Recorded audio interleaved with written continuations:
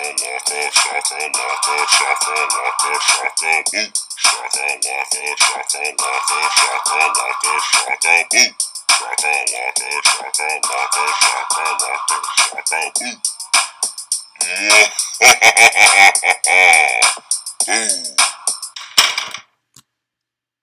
you sound good. All right. Hello, everybody. Welcome back to the booshakalakapodcast. I am your host, Tiffany, and I'm joined by my co-host, Pierre.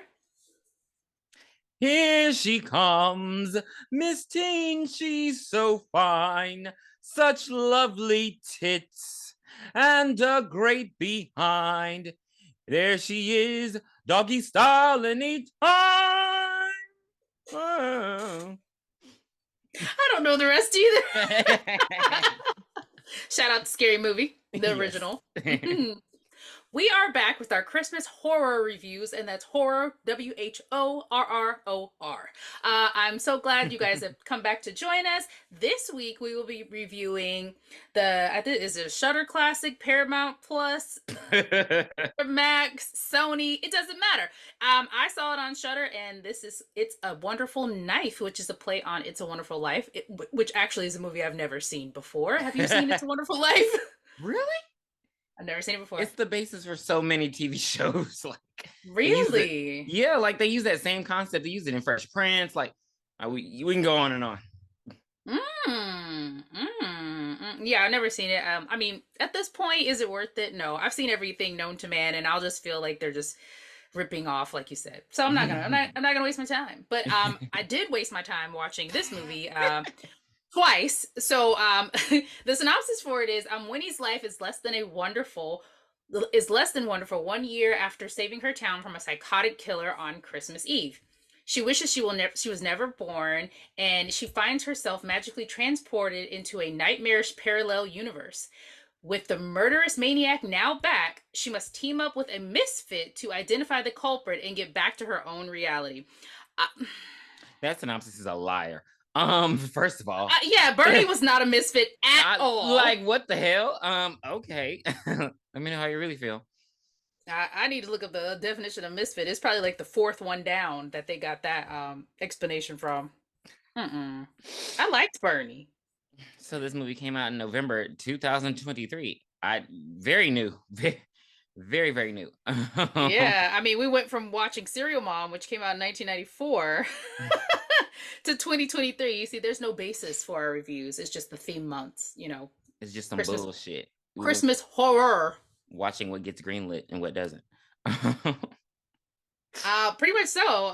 But yeah, so I guess I'll go ahead and get started. So we open up with a terrible looking Justin Long. Oh my God, Scream King Justin Long with some blue contacts and the biggest veneers I've ever seen in my life. He looks freaking terrible. And spray tan, like, oh. He looks disgusting. But I guess if you live in like a wintry town like that, where it's probably cold all the time, you might want to spray tan because the sun's not coming out. What is this, 40? What was that movie? 40 Days of Night? Oh, God. Stop. Yeah, one of those movies. So he's doing a commercial that's super cheesy commercial for Waters Corp. And we find out that is his corporation. His name is Henry. His character's name is Henry Waters, and he is the mayor of the Snow Mountain town that they live in. I don't recall the name of it. Angel Falls. Thank you, Angel Falls. And they're doing the tree lighting ceremony. So we see him. They light the tree, and the town is like, thanks. It's beautiful. We're out of here. Like, they showed their support, but they really didn't want to be there. It was a terribly lit tree. It was I'm sorry, not a terribly lit. It was a terribly lit tree for starters. Like, where were the decorations? Where was the material? It was not on that tree. It was like 18 lights in there. It didn't look good at all. The material was not there. So we see the Carruthers family leaving, and we have Mom Judy, Dad. We're just gonna call him John at this point. No, his name is not John. What was his dad's name? Ben. Was it Ben? Was it Ben? Was it Ben? Was it Ben? Is it Ben? Ben? Ben, the two of us need look no more. Yeah, yeah, yeah. Okay, so we got the dad, mother Judy, daughter Judy, and daughter daughter Winnie, and son Jimmy. So this is our main family that we're going to be following throughout this movie. And the dad has to leave to go with Henry Waters because they need to go over to Roger's house to do a business deal on Christmas Eve, a real estate business deal. And the family is like, why are you doing this? And the mom's like, well, it's Christmas Eve, go on and go. Mom just like, fuck it, I knew he was gonna go anyway, who gives a shit? Right. Mind you, Henry has a weird ass brother who's trying to showcase his ding ding. They said that he got an OnlyFans, and he's like, hey, aren't you glad you saw my penis? Or something like that. And yeah, it was just very random shit. I was like, okay, so this type of movie. Okay. Yeah, this movie has some definite parts where I was just like, what? this wouldn't have went through like 10 years ago at all.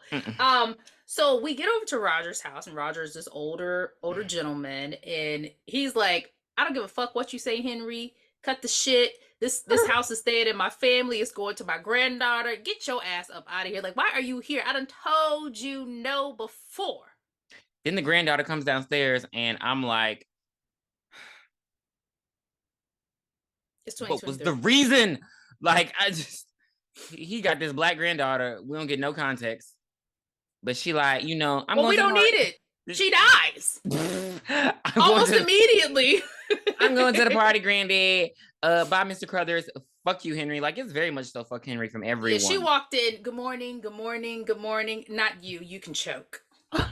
This was the first interaction we had with Rain, and I wanted to see her anger level.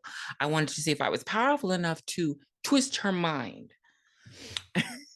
And she twists his mind. She did. So this is Kara. So Kara's the granddaughter, and she is BFFs with Winnie, who we saw earlier. So Kara heads over to Winnie's house and picks her up to get ready to go to the party.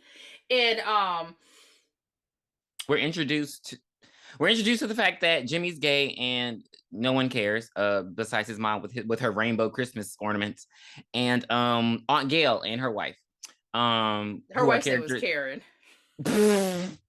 Aunt Gail and Karen. And they'll be also essential characters because they are an extended part of the main family. Right. I just realized we've been watching a lot of LGBTQ movies, and it hasn't been on purpose. I've just been picking movies out, and here we are. So I feel like they just started including them because they were like black people. They weren't like a big part in horror either. Yeah, I mean, I ain't mad at it. But honestly, what was the point of him? I mean, he could have, had he been straight, would it have changed the dynamic of the movie at all? It wouldn't have changed it at all. Thank you. But whatever. Yeah, so they get over to they get ready to go to the party, so they're driving off, and we cut back to Roger's house, and Roger gets a knock at the door, and he's like, Henry, I told you to fuck off, you fucking fuck. And the KKK slasher bursts through the house and gives Roger a smiley face from ear to ear. Cut Roger off. Roger is dead. You want to know how I got these scars? They took Roger out of here. I feel like Roger would have had like a shotgun under his seat, under his recliner in the living room. I don't see that happening to Roger. It was just very easy to kill him. But yeah, so the Grand Wizard kills him.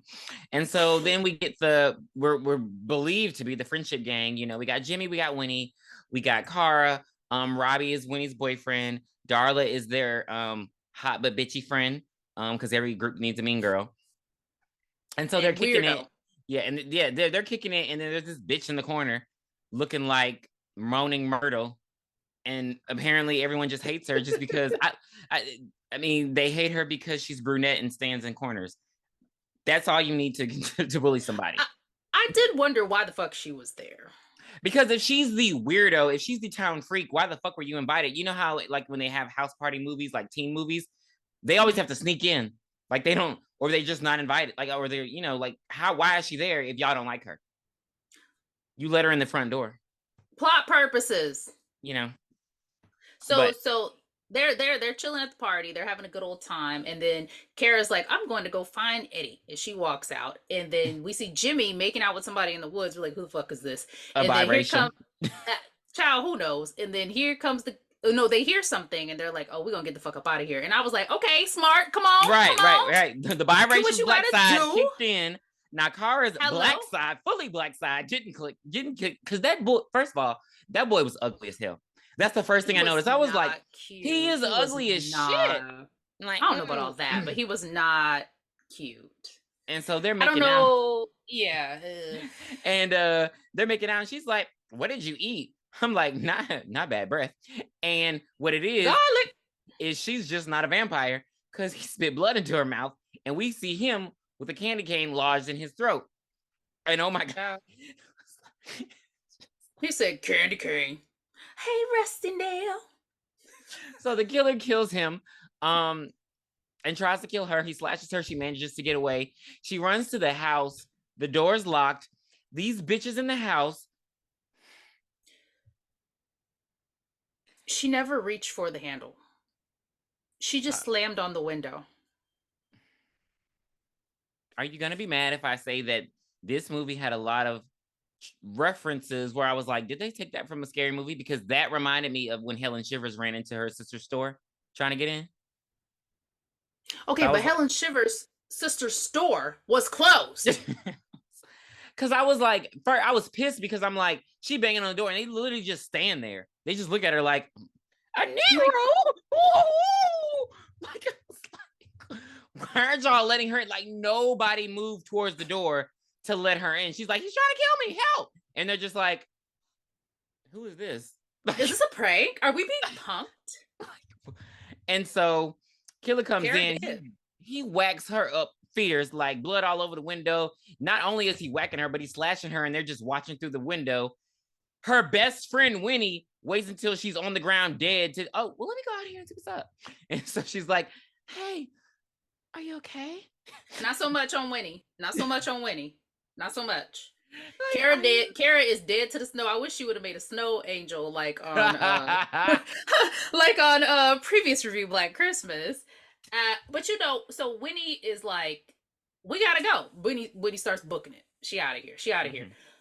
And then she runs into Jimmy. Jimmy gets bashed over the head by the killer, and he's like kind of out of it. And it's like, oh shit, what we gonna do? So they running, they hiding, they hiding, they running, they running, they hiding, they hiding, they running. And then he gets the upper hand on Jimmy. He's got Jimmy dead to rights. He's like plunging the knife, trying to get it down on him. And when he looks over, she sees a car battery with the cords on it. Jumper cables, baby. Jumper cables. Why are they on? She sees jumper cables and she's like, let me charge this motherfucker up. She said clear. I really want, I need a doctor. I need an engineer. I need a biologist. I need somebody to explain how the fuck she put those on his shoulder and he got fried. No water. Like, ooh, are we to believe he's a carbon copy? Like, what? Maybe he had leftover tan dye on him and it was wet. Maybe he had some doo-doo in his shoe there. And so he gets electrocuted and fried and he dies. And so, you know, big reveal, it's the mayor. Henry Waters. Dun, dun, dun. And so that's it. And so yeah, the movie's over. Good night, folks. Have a great one. I give it a 2 out of 5. It was very short. A wonderful knife. And so we're flash forward to a year later. And, you know, again, this reminds me, I know what you did last summer. Winnie's all depressed. She's still depressed about the fact that she murdered a killer, which this was pissing me off throughout the entire movie. Clearly, Tiffany loves the characters who are the worst characters. I'm going to tell you right now, Winnie ain't shit. So Winnie's sitting up there depressed in her room. She gets rejected from NYU because she probably didn't put in no work. Because for the past year, she's been depressed about killing a killer. And she was complaining about affirmative action. That's why she didn't get in. Why she kills a killer? Why she kills a killer? She should have put that in her NYU paper. Bitch, I had to kill somebody. Oh my God, yes! That would have been a great. They would have had her teach a lecture. Y'all got to capitalize on these tragedies. So yeah, she didn't get in. She go downstairs for Christmas. It's like nobody cares that there was a murder the year before. Her dad gives her some fucking pink workout clothes because they're flourishing. They're flourishing. No, he called them workout clothes, bitch. That was the J-Lo outfit from the I'm Real video. You're not gonna tell me any otherwise. That was a velour tracksuit. So they basically say you're not made for the gym. They basically call her a fat bitch and get her some workout clothes. And Aunt Gail's like, you don't get women presents about their bodies. He apparently got her a scale. I was like, oh wow. Everybody's really desensitized. It's really weird. Mm-hmm. And then we revealed that they got Jimmy a fucking truck, like a Mack truck, and Jimmy's like, it's okay, it's both of ours, we'll both drive it. And she's like, what the fuck? Like, she go off on them. Because they could have bought 2 cars for the amount that they paid for that truck. Right. Winnie, I feel your pain. I too have I have lived a life with a brother. Yeah. So apparently, because of the mayor's death and everything, their family kind of like got bumped up, and so they're like flourishing, but only Jimmy is receiving the benefits, pissing me off. And so, when he gets pissed, she leaves. She goes to, apparently they're just year-round Christmas parties. She goes to the same house for the same Christmas party to go find her boy toy. And well, it's like he was messaging her to come to the party. Oh yeah, which was that's weird. Yeah, because make it make sense. Because she was getting all these stuff. She's like, come to the party, 7:30. She goes in the party. She's like, hey y'all, where my motherfucking nigga? And they. So she's looking for Robbie. She's looking all over, and she runs into Bernie, who they call Weirdo for some reason. And she's like, still hey, invited Weirdo. to the party, but you still invited her to the party. She's like, hey, Weirdo, you seen Robbie? And she's like, yeah, he's in the backyard. And then she turns to somebody else, like, hey, you see Robbie? And she's like, yeah, he's in the laundry room. And she's like, what? In a laundry room? So she goes up in there, and Ronnie and Darla in there making out on top of the washing machine. Mm-hmm. And so... She doesn't seem too upset about it. She barely fucking reacts. She's like, you suck. And I'm like, ain't nobody gonna get hit. Wow, I can't believe you did this. I can't believe you cheated on me with Right, Darla. with her fuck ass Bob. And then they talking about, well, we've been hooking up for we've been hooking up for a year, bitch, and you ain't noticed. And I'm just... And it's like, wait a minute, you've been hooking up for a year, so you started hooking up the day my friend died? Let's talk about it. She does not react enough for me. And then... But see, who she does decide to have smoke for is Bernie. She like, bitch, Bernie should have gotten... You know my man was cheating with my friend. And I'm just like, how you more mad at her than him? And she called her a weirdo. Like, she's like, bitch, kill yourself. And I'm just like, God. Them be the ones that go back to the man. If they fight the girl, and the girl don't know them, instead of fighting their boyfriend, those are the ones that's gonna go back to him. But in this instance, she's apparently gonna be her friend and his girlfriend. Because she, like, I'm telling you, no smoke for them, but she had all the smoke for Bernie. Bernie, you good? Yeah, you a good one. Because I would have had to slap her. That. Like, girl, we would have fought. We would have fought. It ain't my fault. Your boyfriend got a pimply, murky, herpy dick. Whore. Anyway, it's sticking out. That's what she said. Because he tried to zip his pants up. Like this was what's that movie? Oh God, with Ben Stiller and Cameron Diaz. God, something about Mary. Oh, okay. When he should have got his penis stuck in the zipper. That would have been amazing.